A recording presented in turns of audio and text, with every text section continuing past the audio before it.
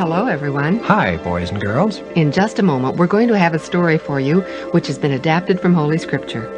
In the last chapter, concerning King David, we learned that Adonijah, one of his sons, had endeavored to set himself up as king of Israel. Yes, and I remember that David acted quickly and abdicated the throne in favor of his younger son, Solomon, before Adonijah could take over the kingdom. This unexpected development really put Adonijah in a serious dilemma. We'll hear more about that in our story, which we've arranged in two parts. The first is entitled, The Last Days of David.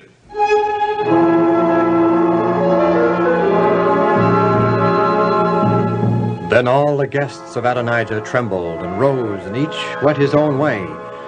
And Adonijah feared Solomon, and he arose and went and caught hold of the horns of the altar. You may come forward, Benaiah. Long live the king! You have been to the tabernacle? I have, your majesty. And I found Prince Adonijah, David's son, there, holding the horns of the altar, thus claiming the right of protection. At the same time, such an act also admits having committed a deed worthy of death, and therefore a need for sanctuary. You brought him back with you? Yes, your majesty. He's in the outer chamber now, your majesty, awaiting the granting of an audience. Scribe, bring Adonijah before me. Prince Adonijah to see Solomon, king of Israel. Come forward, Adonijah. Long live the king.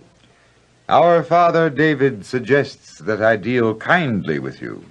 Do you think you deserve any consideration after what you have done? I submit myself and my fate entirely up to you, O king. Then you acknowledge that I am king. Father David chose you, so did God. You are king. Well, I am going to pardon you, Adonijah, upon one condition, that henceforth you live as a private citizen, and that you live quietly and submit wholeheartedly to the new regime. If you commit any act of wickedness, the pardon will be withdrawn. I bow myself in submission to my king. May he live forever. Go now to your own house, Adonijah, but remember the conditions of the pardon. If you break those conditions, your life will be in immediate jeopardy. I understand, your majesty. Long live the king. Long live the king. Joab and Abiathar, though worthy of death, were also spared by Solomon. Now that the conspiracy had been crushed, David requested that a general assembly of princes, leaders, and valiant men of the nation be called to set before them the project of building the temple, and to formally place Solomon upon the throne.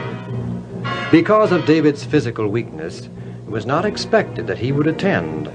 But the inspiration of God came upon him, and he was able for the last time to address his people. Princes, elders, leaders, ministers, and valiant men of Israel, David, our king.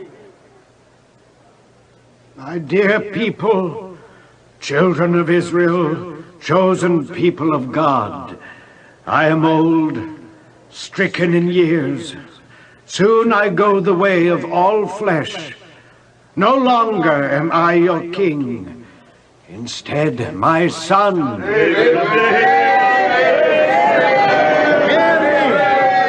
Hear me now, my brethren. I had it in my heart to build a house of rest for the Ark of the Covenant of the Lord, and I made preparation for the building. But God said to me, "You may not build a house for my name, for you are a warrior and have shed blood. Solomon, your son, shall build my house and my court, for I have chosen him to be my son, and I will be his father. Now therefore, my people, observe all the commandments of the Lord your God, that you may possess this good land and leave it to your children after you forever." David now pauses and beckons to his son, Solomon. He is coming forward. Apparently, David has something he wishes to say to the young king. Solomon, my son, know the God of your father, and serve him with a whole heart and with a willing mind. For the Lord searches all hearts and understands every plan and thought. If you seek him, he will be found by you. But if you forsake him, He will cast you off forever. The Lord has chosen you to build a house for the sanctuary. Be strong and do it. As David finishes addressing his son, the court scribe comes forward bearing a scroll. David receives the scroll and now places it in the hands of Solomon. The scroll contains the plans for the new temple which David himself, under the inspiration of God, has drawn up. My son Solomon, whom God alone has chosen, is young and inexperienced, and the work is great. For the palace will not be for man, but for the Lord God. So I have provided for the house of my God so far as I was able. The gold for the things of gold, the silver for the things of silver, bronze, iron, wood, besides great quantities of onyx and all sorts of precious stones and marble. Moreover, in addition to all that I have provided for the holy house, I have treasure of my own of gold and silver, and because of my devotion, I give it to the house of my God, 3,000 talents of gold and 7,000 talents of refined silver. And my dear people, who of you will offer willingly, consecrating himself today to the Lord? There is a great stir among this vast assembly. Without a moment's hesitation, leaders of the 12 tribes of Israel, commanders, officers, and heads of families, all are bringing forward their offerings of gold, silver, precious stones, and other materials, bringing it joyfully, willingly to the service of the Lord their God. Holy Scripture reads, David blessed the Lord in the presence of all the assembly, and all the assembly worshipped the Lord. And on the next day they offered burnt offerings to the Lord, and they ate and drank on that day with great gladness. And they made Solomon, the son of David, king the second time, and anointed him prince for the Lord. Then Solomon sat on a throne as king instead of David his father.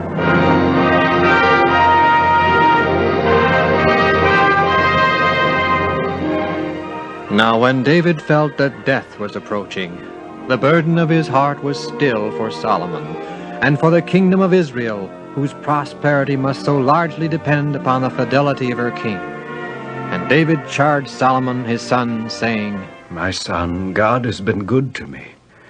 From a humble shepherd lad, God made me ruler of his people for these 40 years. But you, my son, will be a great king. Be strong, show yourself a man, and keep the charge of the Lord your God. Walk in his way, keep his statutes, his commandments, that you may prosper in all that you do. I will, Father.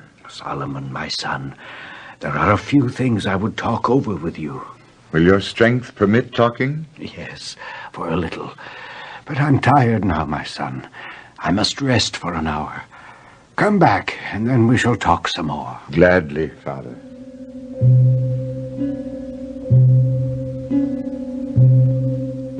First of all, Solomon, my son, I wish to speak of various people who have served me and played an important part in my life. Chief among them is Joab, my commander-in-chief and nephew. Joab is a rough man, uncouth, outspoken, merciless, unscrupulous. He's a talented general, a natural leader of men. He obeys or disobeys my commands at will. He openly joined in Adonijah's conspiracy. He slew Abner and Amasa in a time of peace, not war. Act, therefore, according to your wisdom, but do not let his gray head go down to the grave in peace. I will follow the advice of my father.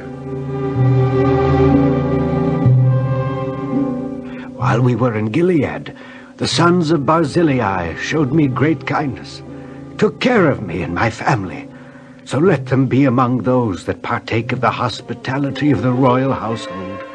Let them eat at your table, and forever receive royal consideration. I promise, Father.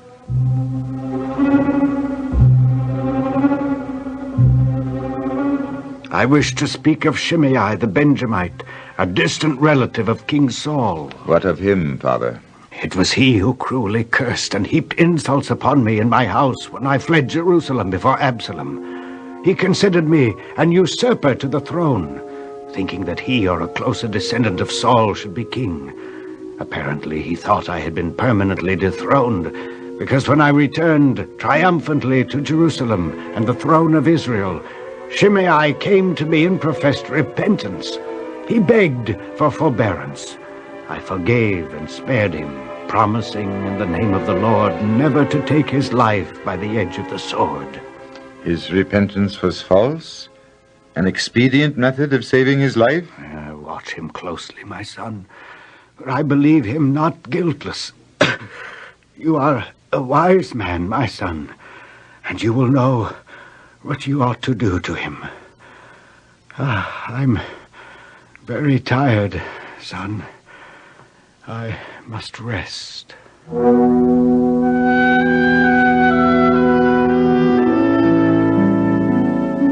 Then David slept with his fathers, and was buried in the city of David.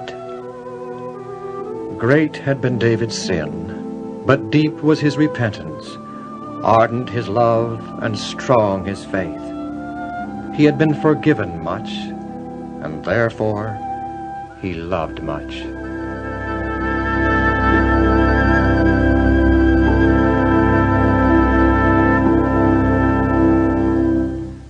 And now Uncle Dan has the second part of our story today, and we call this portion The Three Transgressors.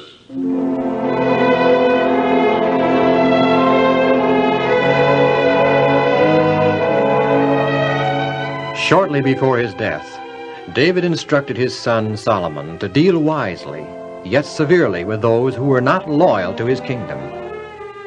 Solomon, though kind-hearted and long-suffering, did not hesitate to take swift action against disloyal subjects.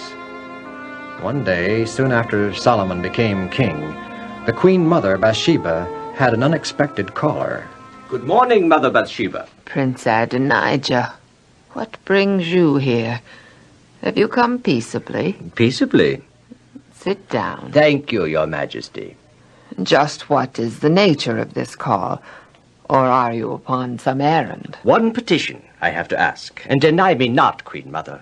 I cannot promise.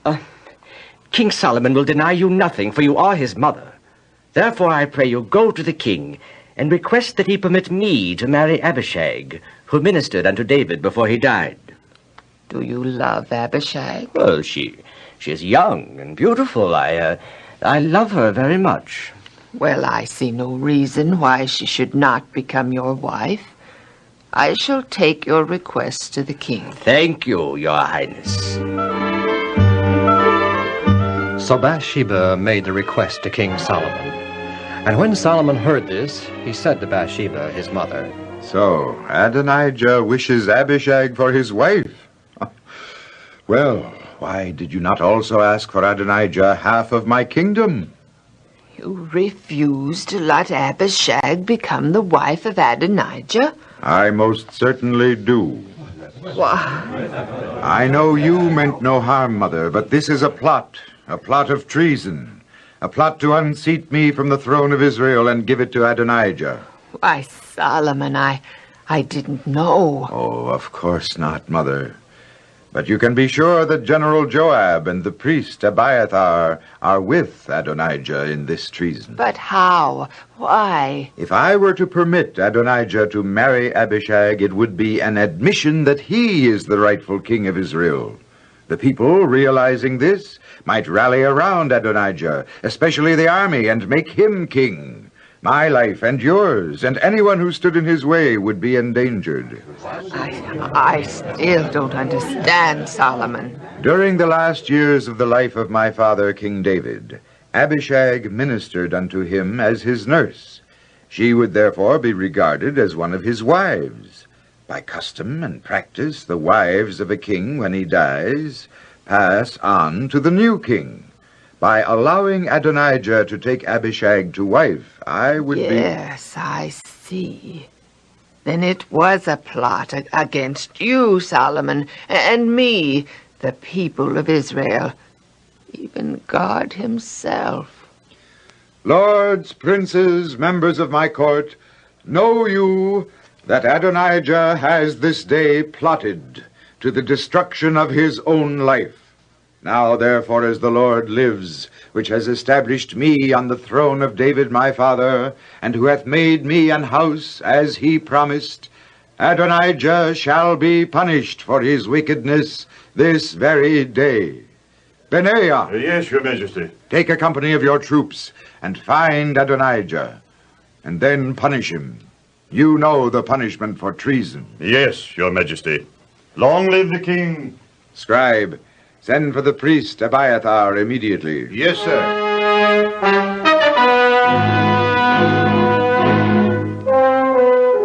Long live the king. You may arise, Abiathar. The king is very kind.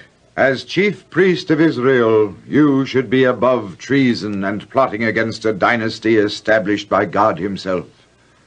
Are you with Adonijah in this treason? Your silence is an admission of guilt. Treason against the throne is punishable by death. But you have done much for David, my father. You helped him on many occasions. You were a lifelong friend to him. Therefore I shall be merciful and spare your life. Nevertheless, you shall be deprived of your office of chief priest and sent home as a common citizen. Zadok shall be priest in your stead.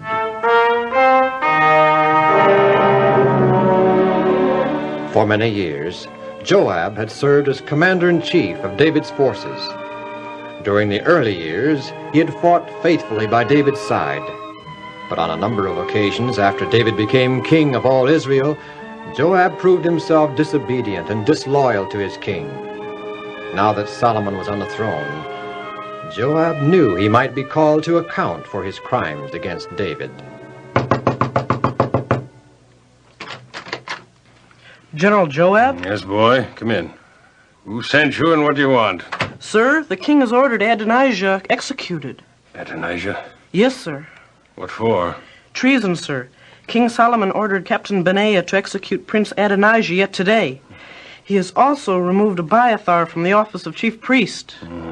Solomon wastes no time. Oh, thank you. You may go now. Yes, sir. What was this all about? Well, my dear, it seems that Adonijah was trying to secure the throne of Israel by stealth instead of force.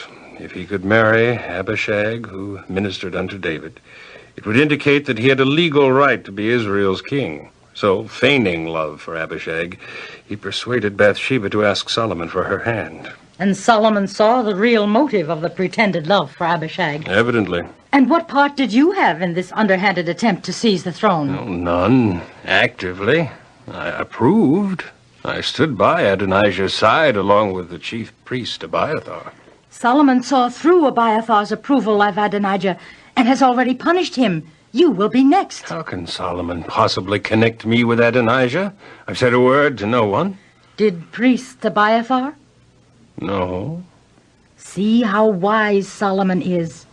He may not connect you directly with this latest attempt to steal the throne, but he does know you are a dangerous man, unscrupulous. He knows that you gave approval to Adonijah's attempt to become king, and that you have also committed crimes against David when he was king. That makes you guilty of treason against the throne, a crime punishable by death. There's nothing I can do about it, even though all you say may be true. You can flee to the safety of the sanctuary. By clinging to the horns of the altar, you are safe until a regular trial is held by the elders. Well, such an act would be an admission of my guilt. You are guilty, aren't you? I suppose so. Legally. Yes. Then hurry, before Solomon has time to have you arrested.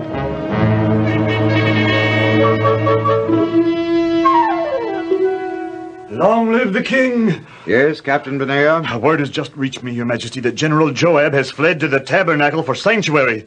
I suspected he had a part in Adonijah's secret rebellion. Now I know it. This act of Joab's proves his guilt. Captain, hasten to the tabernacle and fall upon Joab that he die for his act of treason. May I remind His Majesty that the tabernacle is a place of refuge for those charged with crime. All crimes except willful murder. General Joab is guilty of treason, not willful murder. Then we shall charge him with willful murder. General Joab? A willful murderer? Yes, he murdered Abner and Amasa. Willful, premeditated murder, both. I shall go at once to the tabernacle. Long live the king.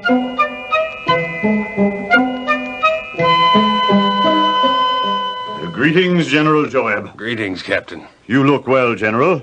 Not very happy, but well. Let us not play games. What do you want? You, General. Me? I want you to come outside the confines of the tabernacle. To kill me? To punish you for crimes, the punishment of which is death. I am guilty of no such crimes. You wish me out of the way so you can take over my position as Commander-in-Chief of Israel's forces. It is the king's command. I have no sword or weapons of defense. You have no defense of any kind for your crimes. I will stay here, clinging to the horns of this altar. If you dare, kill me here. Tell His Majesty, King Solomon, that.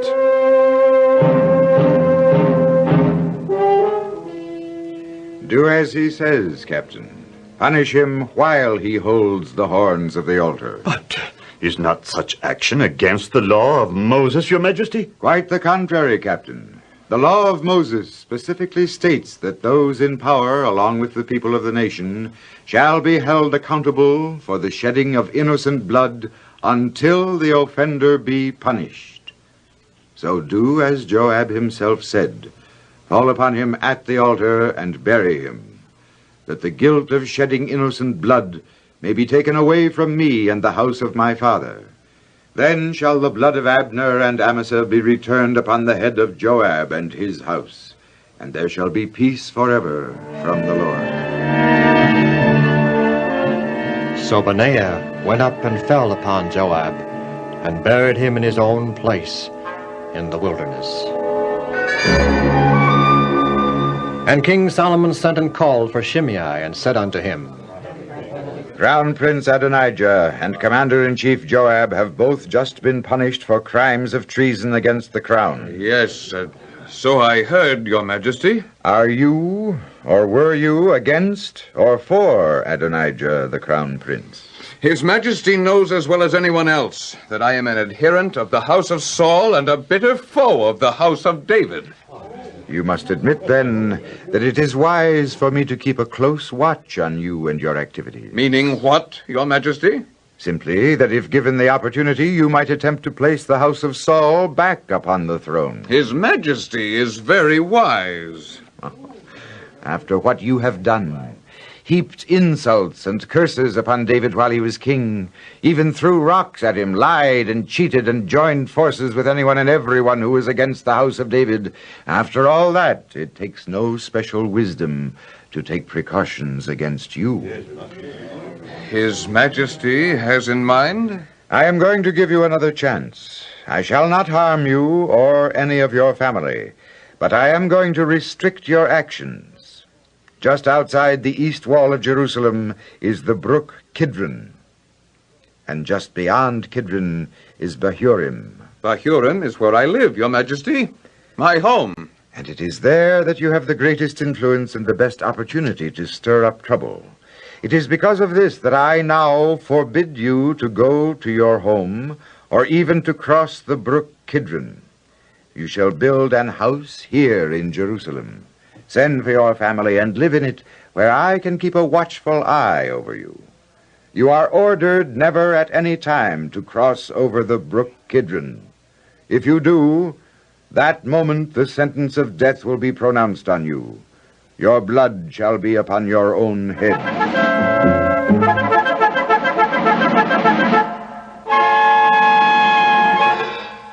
We can never go home to Bahurim again? This is now our home. But we were born in Bahurim. Our relatives and friends are there. Our flocks and our sheep, everything we have is there.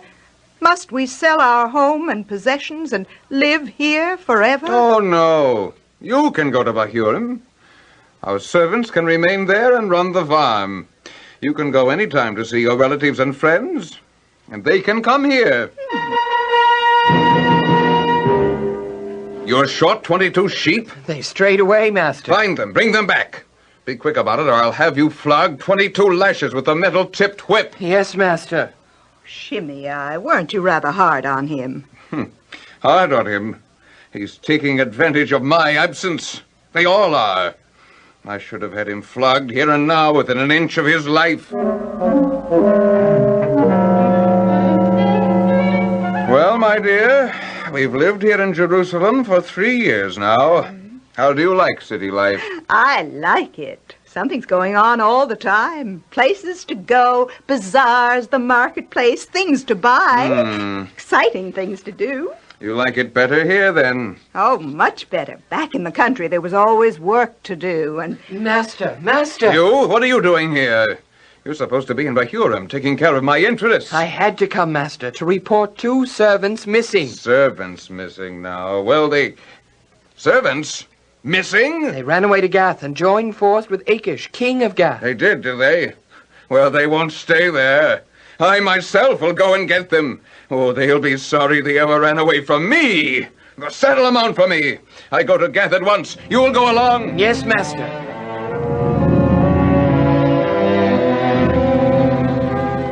Welcome home, Shimei. I've been lonely and worried. Did you find the 2 runaway servants? Of course I did. And they'll never run away again. You can be sure of that. Shimei, do you realize that in going to Gath, you crossed the brook Kidron? Yes, but surely King Solomon won't mind. I went merely to regain some of my own personal property. In no wise can my journey be connected with a conspiracy against Solomon or his throne. Well, I hope you're right. Ever since you went, I've been worrying and fretting lest the king and his... Who can that be? Nobody. Just a neighbor, probably. Shimei, I am the royal scribe. Yes, I recognize you. Why, is my humble abode honored by the king's scribe? Shimei, King Solomon, long live the king, wishes to see you. You are to come with me now. No, Shimei, you've done nothing wrong. The king must understand There's that. nothing to worry about. His Majesty probably wishes to see me on business. Seek my advice. Give me a position in his court. Oh, just don't worry. All right, scribe, lead the way.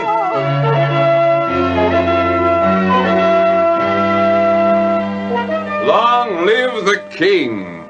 Shimei, did I not forbid you to cross over the brook Kidron? Yes, your Majesty, but I went to Gath because You will speak in his Majesty's presence only when spoken to. Yes, sir. You crossed the brook Kidron? Yes, your Majesty. You swore unto me by the Lord that you would not cross the brook. And I told you that the day you did, if you ever did, that day the death sentence would be pronounced upon you. Remember? I remember, your Majesty. You know, Shimei, all the secret wickedness that is in your heart. You are aware of the evil things you did to David, my father. Therefore the Lord shall return your wickedness upon your own head. Benaiah, take Shimei out and fall upon him and bury him.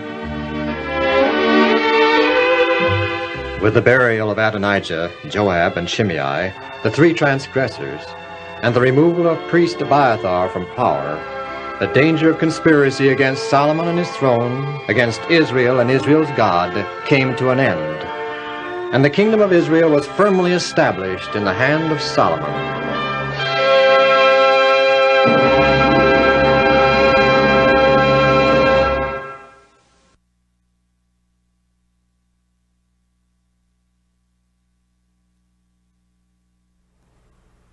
The Christian life is not merely maintaining biblical rules, but maintaining a personal relationship with God.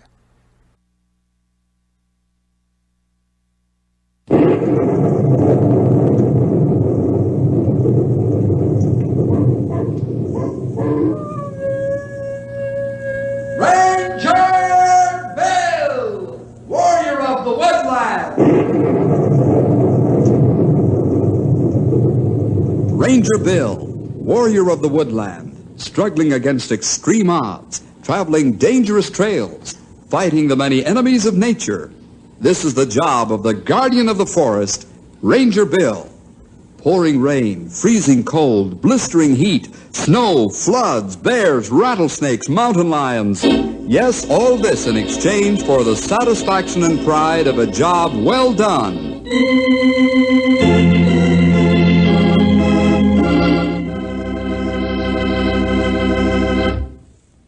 I think that I shall never see a poem lovely as a tree whose hungry mouth is pressed against the earth's sweet flowing breast, a tree that looks at God all day and lifts her leafy arms to pray, a tree that may in summer wear a nest of robins in her hair, upon whose bosom snow is lain, who intimately lives with rain.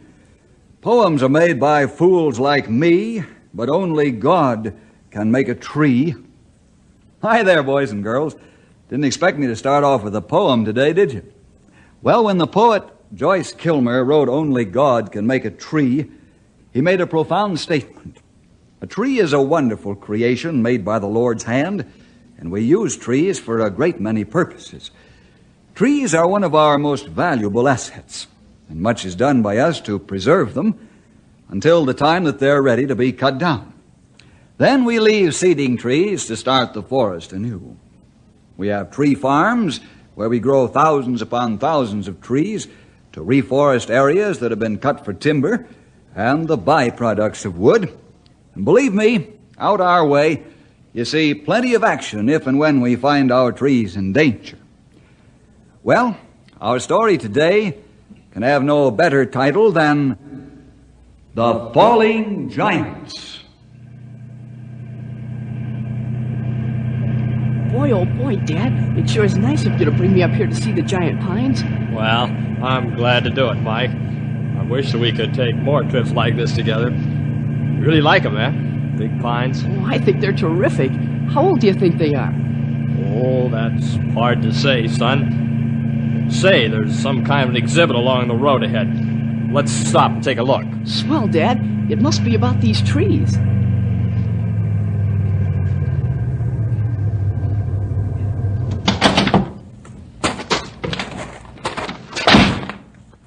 It is about the trees. How to tell their age. Say, this is neat. Yes, this is a fine exhibit. Some of these trees have been here for over 100 years. Yeah, there's a couple of seeding trees that are older than that. Boy, these are something. Yes, son. These trees are one of America's most valuable assets. Well, they're worth millions upon millions of dollars. Can we walk down and look closer at them? Well, I guess so. I don't see any signs that say we can't. Here comes the ranger. Let's ask him. Good idea.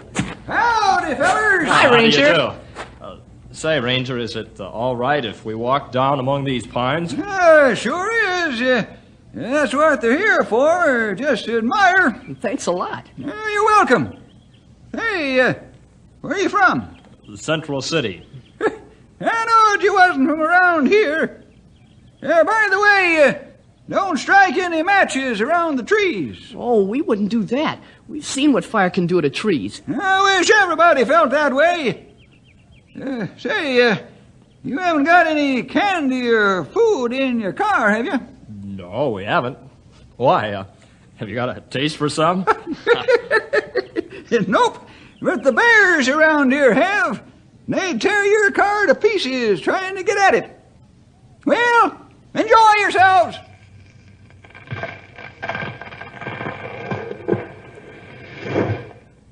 What was that? I don't know exactly, but it sounded like one of these big trees took a fall on his face. What are you going to do? Have me a look. Can we come too? Sure, but you'll have to move fast.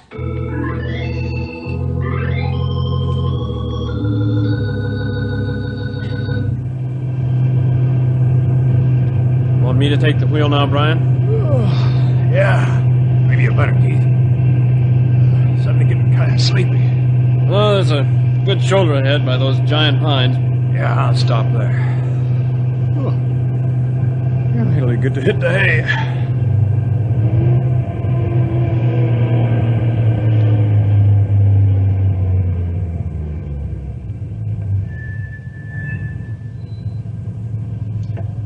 Ryan, that tree's going to fall. What? You're joking. Well, hey, look out!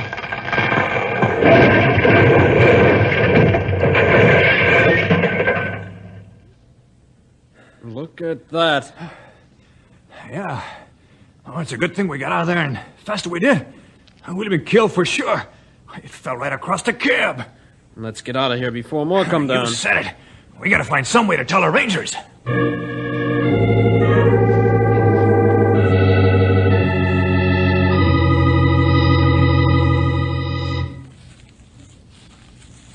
What's wrong with this tree, Ranger? I don't know, Mike. You can call me Stumpy. You mean the tree just fell over for no reason at all? Yep, that's what it looks like to me. But this is the first time I've seen this happen. I've been in these forests a long time. Wow, do you think more will fall over just like this one? Well, I hope not. I'm not going to stay around to find out. Come on, let's get while the getting's good. Well, you're not just going to forget about this, are you, Stumpy? I'll say I'm not. As soon as I get back to my patrol car, I'm going to radio Bill, my boss, and get him out here right sudden-like, if not sooner.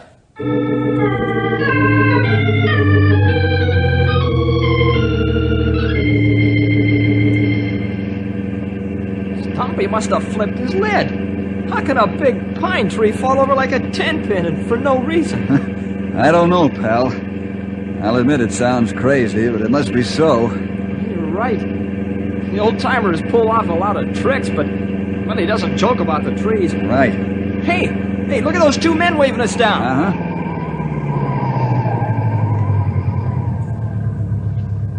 What's the matter, fellas?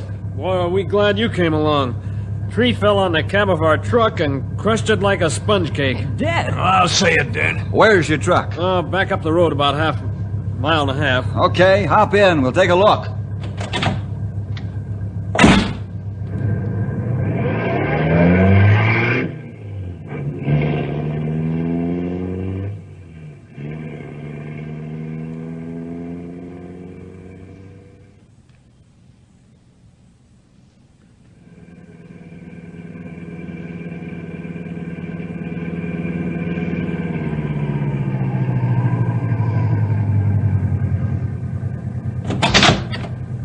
Where's the tree, old-timer?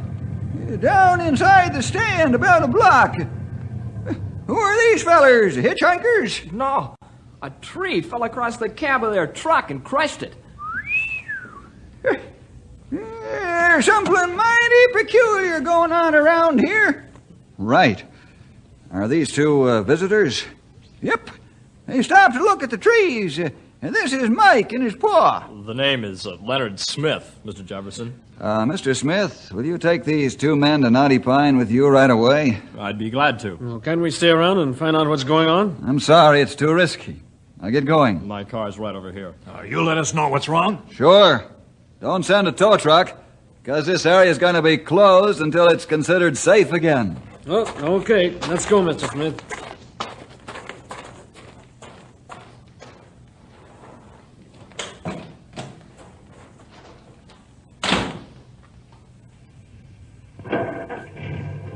Well, Sonny, now what? Yeah. Where do we go from here? You say there's no apparent reason for the tree you looked at to fall, old-timer? Nope. None that I could see, Sonny. None at all. Maybe we should go back and look at the other one, too. We will in due time, Henry. The first thing is to seal off this area before someone gets killed. Stumpy, you go down the road about 2 miles and block it off. Henry'll take you there in the car. Henry, you can take me up the road first to where the tree fell on the truck. Okay, let's go.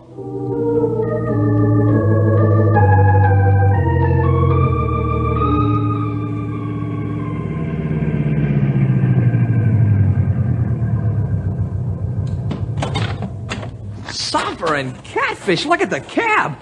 Why, it's flattened like a pancake. You said it, youngster. Paul Bunyan really stepped on it.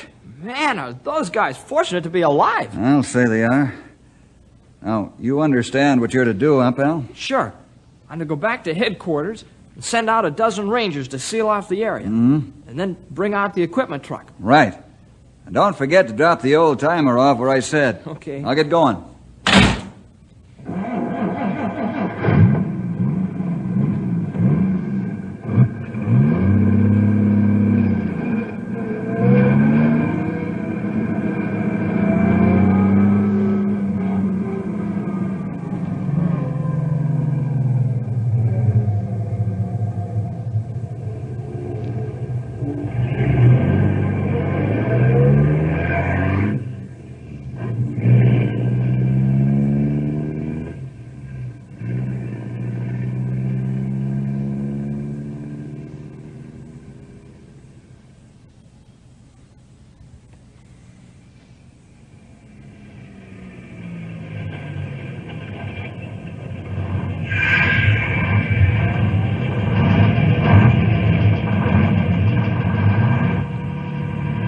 What's the matter, Ranger?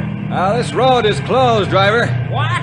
Why, since when? Since I got here about 10 minutes ago. Now, see here, Ranger. Who do you think you are closing off this highway just like that? Just because you're wearing a law badge doesn't give you the right to abuse us citizens. This bus has a schedule to meet, and we got places to go and things to do. And I don't see who you think you are to stand there and say we can't go down this road. You Rangers get mighty uppity to my way of thinking. Will you glance down the road about 100 yards and tell me what you see? Why, it looks like a giant pine's fallen what crushed the cab of that truck. Bless my soul if it isn't. Another tree has fallen down at the visitor stop. That's why you can't go through here with this busload of people. I'm awful sorry, Ranger. My husband always tells me I got a big mouth. I'm beginning to think he's right. You'll have to turn around here on this wide shoulder, driver. Go back to Route 97 and take it into Knotty Pine. Sure. Say, what's making the trees fall? I don't know. That's where the danger is. Who knows what tree will be next? You can turn around right here. Yes, sir.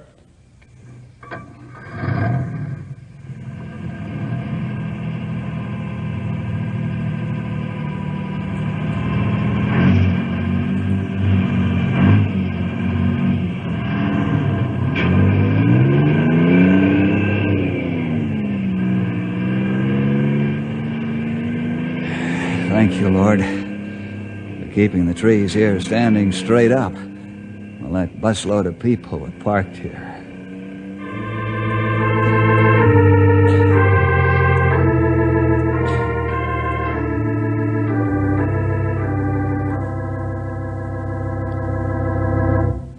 How are you and that mule of yours, Gertrude, getting along, Luke? Well, now, we's tolerable, Stumpy. Right tolerable, in fact. I reckon you are. Looks like you've been eating 3 squares a day. Yep. I tell you, Stumpy, prospecting for uranium is a sight better paying than scratching for gold. That's fine. Where are you headed for? Oh, around straight up mountain country. Thought I'd cut through the big pines and save me and Gertrude some walking. Well, Luke, I'm afraid I'm going to have to disappoint you. How come? Whoopee, say, where's them Rangers going in such an old-fired hurry? Somebody rob a bank? Nope. They're going to where Bill's at and get orders. This area is closed off. Not the old Luke thing. Old Luke or young Luke makes no difference.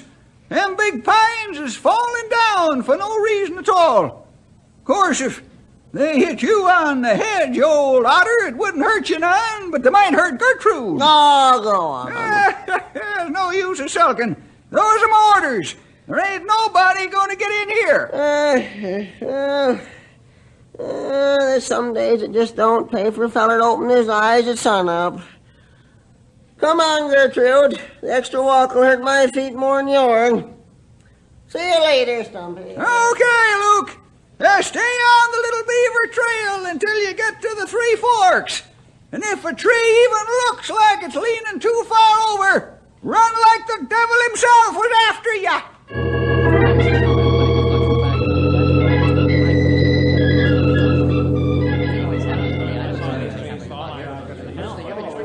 That's right, operator. Morton Stengard. Yes, I'll wait. Grey Wolf. Yes, Bill. And the ground crew is here yet? Truck's just pull up now. Tell Stumpy to take one crew and have them tear open the tree that fell in the forest. Now you take another, and a winch truck, and get the tree off the truck. Tow the truck out of danger, and call Bill Nolan, and tell him to tow it into town. Then tear the tree apart, so Mort can have a sample when he gets here. Right away, Bill. Hello, Bill? Hold on, Mort. Grey Wolf. Here, Bill. Tell the other two crews to stand by, ready to move out at any time. I tell him. All right, go ahead, Mort. Sorry for the delay. You go ahead. It's your nickel. Oh, yeah, that's right. I did call you, Mort. How soon can you get here with your mobile lab? Well, that depends on how urgent it is. I'm already working on a problem for Colonel Anders. Well, we've got pine trees falling down for no apparent reason. You don't say.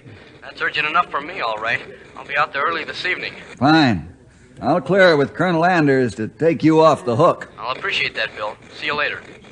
I've got the map spread out on the table, Bill. Okay, Henry. Mike! Mike! Yes, Bill? Leave the sides of the tent up in case we have to get out of here in a hurry. Sure, Bill, sure. I forgot. This tent isn't made of steel.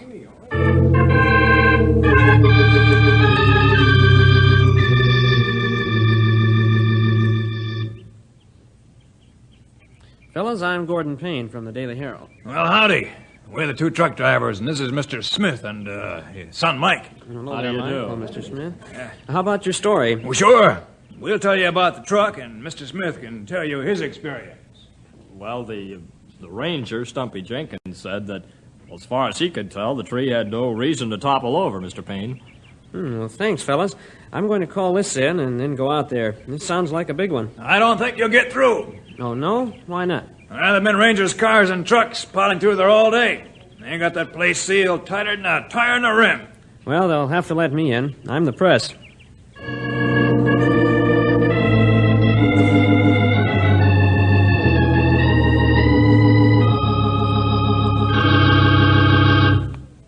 Tom, you've got to let me pass. Sorry, Gordy, no can do. Now is that any way to treat a buddy? I've done a lot of stories on you fellas. Good ones, too. Then you should know better than to ask. When Bill says keep him out, well, that's just exactly what he means.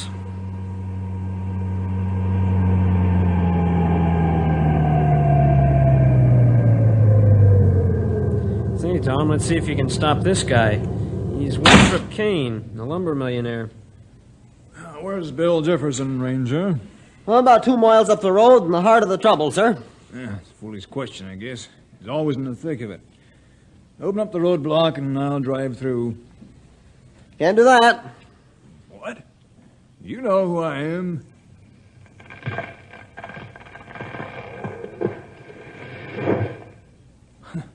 What was that? Another tree went down.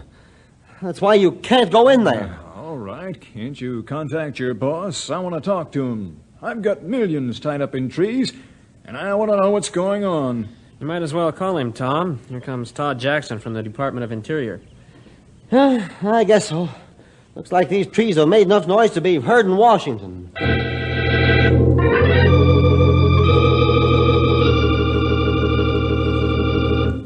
Bill, another one just went down. Okay, Henry. Put a red pin on the map. Sure. What's it look like, Mort? Nothing, Bill. Absolutely nothing. You can't find anything on those specimens? That's right. I've made slides from these samples and put them under the high-powered microscope. All I can see is healthy wood fibers. Well, how do you like that? No disease, no bugs, bacteria, and yet they fall over like something's broken their backs. Well, perhaps you'd like me to go out to the actual spot and take a look. Yeah, but it'll be risky. I'm game. I'll get you a steel helmet. We'll get started. Right. Henry, answer the radio. Come on, Mort. Bill? Yes, pal? It's Tom. Hold it, Mort. What's he want? He says Mr. Kane and Mr. Jackson and the press want to see you.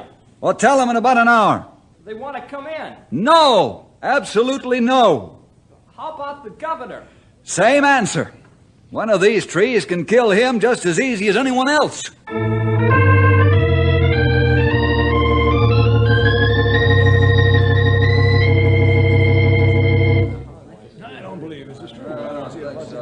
Sorry, gentlemen. The boss says no. Well, we might just as well sit down then, gentlemen. Bill Jefferson means what he says. But, Governor, how can he say that to you? That's what I want to know, too, Philip. Winthrop, Gordon, when a man's trying to do a good job and you know he's capable, knows far more than any of us do about the problem, I say the best way we can help is by being patient. Obviously, Bill hasn't found the answer yet, or he'd tell us. Now, let's not make his job any more difficult than it is already. Well, thank you, Governor. It's mighty generous of you. Not at all, Thomas. I'm not walking under any fallen trees.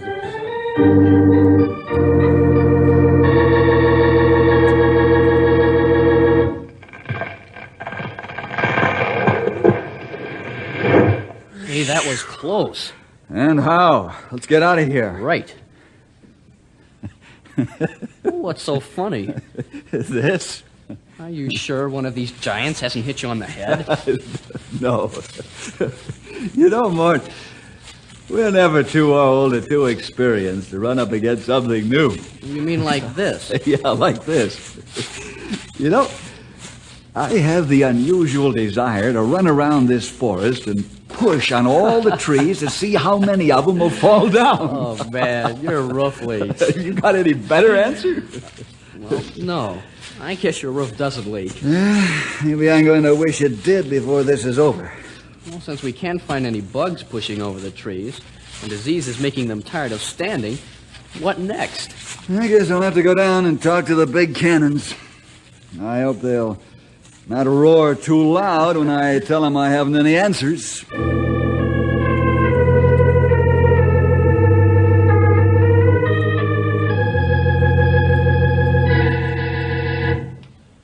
That's it, gentlemen.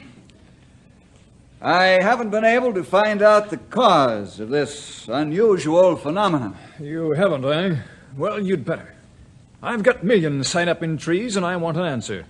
You'll probably wake up in the morning and find all my trees laying on the ground. I rather doubt that, Mr. Kane.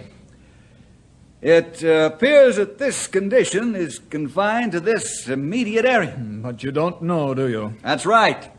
I don't. Well, you'd better have an answer soon, Bill. The Secretary of Interior is quite disturbed by this.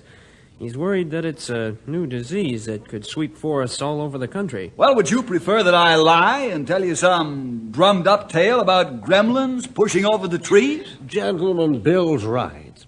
Let's not panic because we haven't found the answers sticking out of our pockets. That may very well be for you to say, Philip. It's not your money that's invested in timber. Winthrop, that's a very unkind remark. I'm interested in not only your timber, but in the timber owned by other people in this state. In fact, I'm very much concerned about every tree in the state. They're our basic and essential natural resources. Perhaps you're right.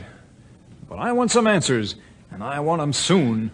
Gentlemen, I'll have the answers within 24 hours, or else I'll resign from my post as Chief Ranger.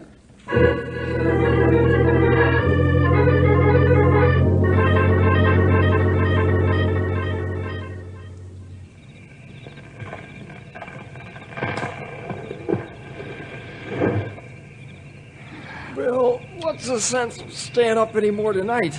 That's the fifth one so far tonight. Bill, you're dog tired. You get sick going on without sleep. Perhaps.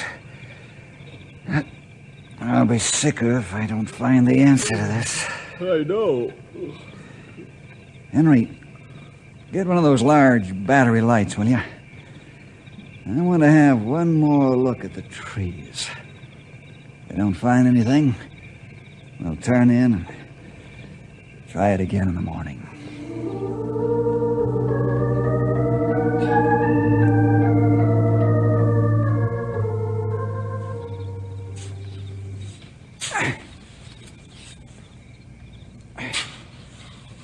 Why are you digging around the broken roots? Maybe I'll find something. Well, it's awfully peculiar that the anchor roots and the tap roots gave way, but the hair roots are still in good shape. Yeah, I know.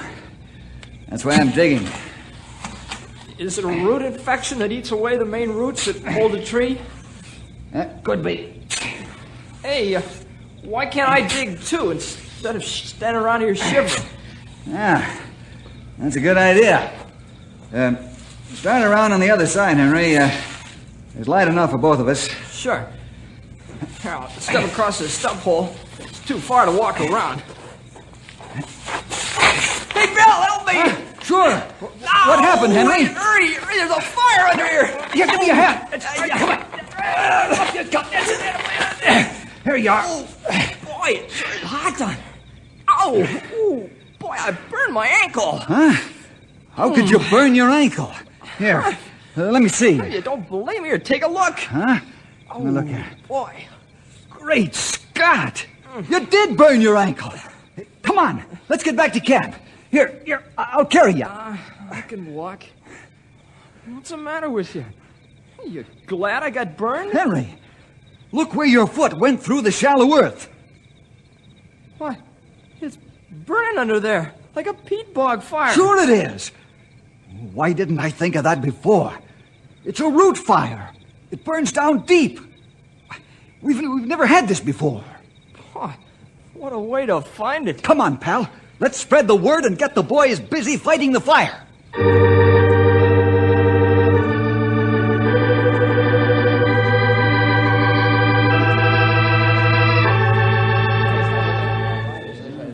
Phil, what are those men doing with those long rods? Why are they driving them down at an angle next to the trunk and roots? Well, that long rod has a thermometer on the end of it, Mr. Kane. We can tell if there's a fire in the roots. This really is rare, isn't it, Bill? Yes, Governor, it's very rare indeed. How does it start? Well, lightning could do it. A strong bolt drives into the ground, and the soil is of a peat-like composition. Strange thing about it is that the fire spreads underground, and it can go undetected for months. But this one is even more weird, because usually the fire is confined to trees in the immediate area of the first one to have a root fire. Well, then it could be freakish enough to be more than one fire, eh, Bill? That's right, Gordon. This area is noted for receiving heavy bolts of lightning. Not into the trees, but into the ground. How can they put it out? Well, that's not easy. Every tree will have to be tested in this area, and then we'll have to rip up the ground with chiseled plows and flood the underground area with thousands of gallons of water. It'll take time, a lot of time. I know you'll handle that part all right, Bill. Thank you for finding the answer. Yes, many thanks, Bill. Gentlemen, don't thank me. Thank Henry. He's the one that got the hot foot.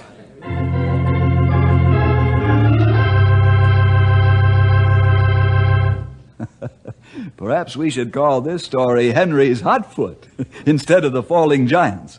Well, see you next week for more adventure with Ranger Bill